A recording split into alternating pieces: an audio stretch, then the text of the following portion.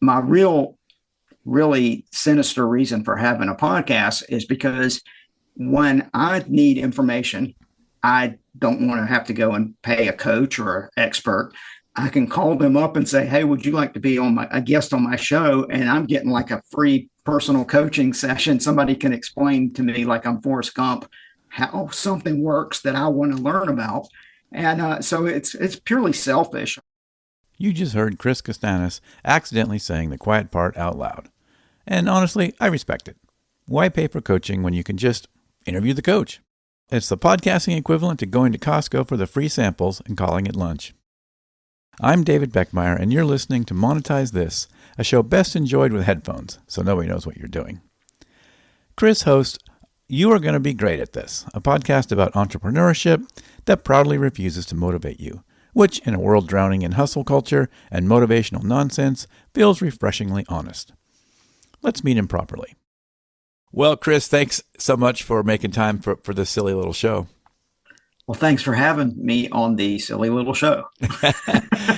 So we have to get this out of the way. Tell us the name of your show, a little bit about it. My show is called the You're Going to Be Great at This podcast, and it's based loosely off my first book in sales that I wrote a few years ago called You're Going to Be Great at This, and which is a completely demotivational business podcast. We're not here to get you motivated or pumped. We just want to give you the tools, tips, tricks if you're self-employed, solopreneurs, that kind of thing. And, I always say you don't get a guy at a local technical college who wants to become a plumber and tell him to get his attitude working. You just give him some, wrenches and show him how to use them. So that's where I am. So this is one of these 3-hour long podcasts? No.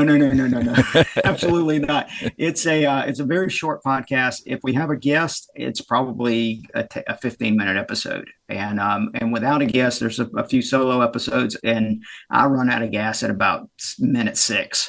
So, I lose interest at that point. A 6-minute attention span for solo episodes, a completely demotivational business podcast. I already like where this is going. But here's the thing about Chris. He's figured something out that a lot of podcasters haven't. He knows exactly who his show is for, and more importantly, who it's not for.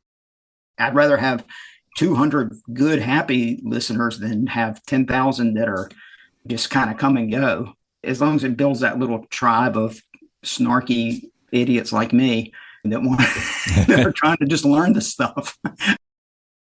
A tribe of snarky idiots. That's the dream, isn't it? Meanwhile, Chris's inbox tells a different story about what the podcast industrial complex thinks success looks like. All I get is a lot of, "We love your podcast." They bring it up by name.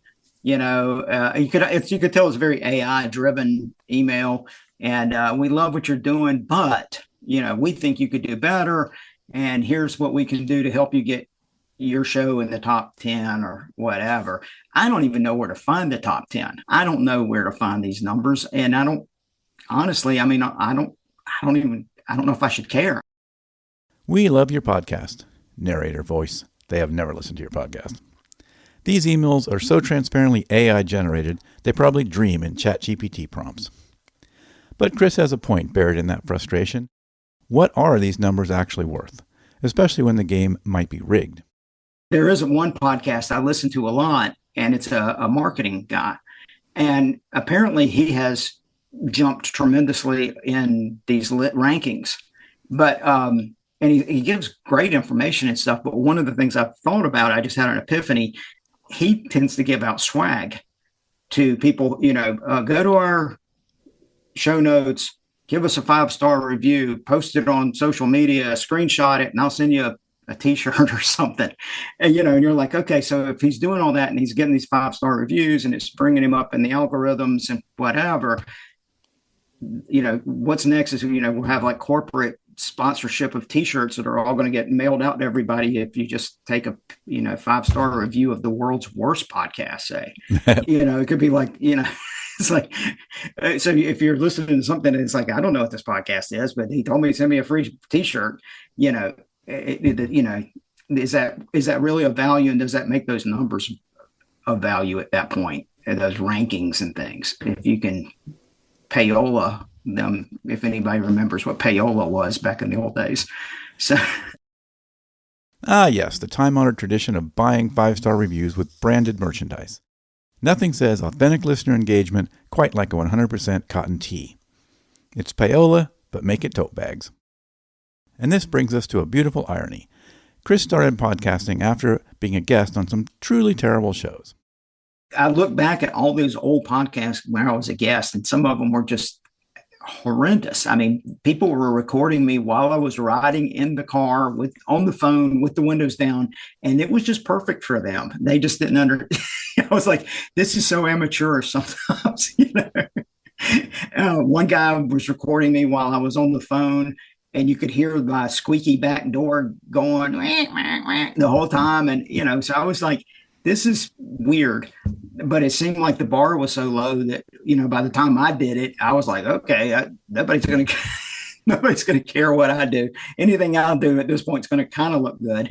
So, it's that. I don't take it all too seriously, but I do enjoy doing it. So it's fun. That's the point. I enjoy, especially just meeting other people like you and other podcasters and learning what they're doing and stealing some of their ideas and not giving them credit and, all those things that I like to do.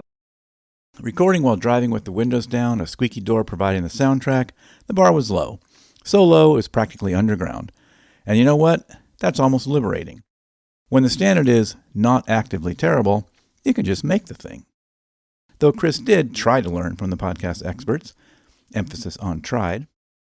As far as the podcast gurus, there was one in particular when I first started and I won't say names, but it was a lady that talked very quickly. And she was always going, now we're going to do this, and this is you need to do this, and let's. And after about 3 or 4 episodes, I couldn't do it. I was like, this lady needs to, a Ritalin or something. I don't know, but she needs to take it down a notch, get some decaf in her system. I'm not saying I know exactly who he's talking about, but I also absolutely know who he's talking about. Here's what I appreciate about Chris. He's doing a podcast for 200 people who get it, ignoring the growth hackers who definitely don't listen, recording conversations with people he wants to learn from, and keeping episodes short, because that's his actual attention span. He's not trying to be in the top 10. He doesn't even know where to find the top 10, and somehow that might be the most honest approach to podcasting I've heard in a while. He's also stealing ideas and not giving credit, which, Chris buddy, you're not supposed to say that part out loud, though I guess we're past pretending at this point. As for this show, or any of my shows for that matter, steal all you want. Thanks for listening to the end. If you have ideas for the show, I want to be a guest, reach out at monetizethispodcast@gmail.com. Remember, you might win a t-shirt. Follow Monetize This on Spotify or Apple or any of the podcast player apps, or YouTube, that's your jam. Thanks again, and I'll see you next time.